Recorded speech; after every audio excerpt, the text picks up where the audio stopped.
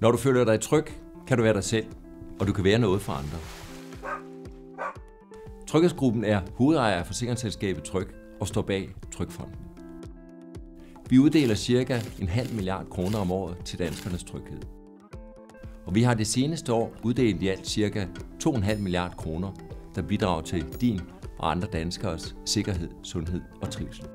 Vi sørger blandt andet for, at der er livreddere på stranden, natteravne i dit lokalområde, hjertestarter i sportsklubben, reflekser til børnene i skolen, og at der er oprettet et børneforskningscenter.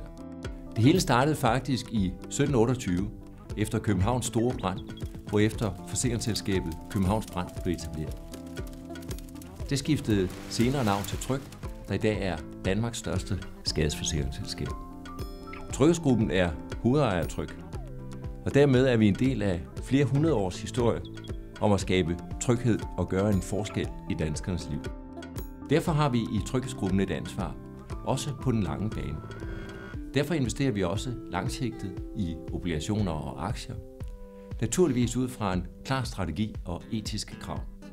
Og vi investerer direkte i virksomheder.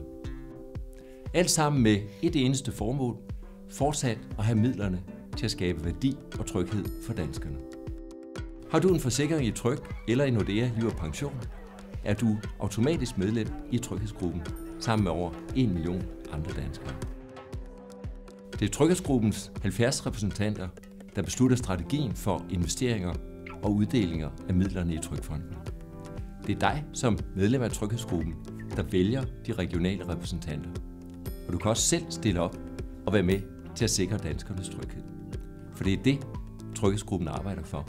At skabe værdi og tryghed for danskere.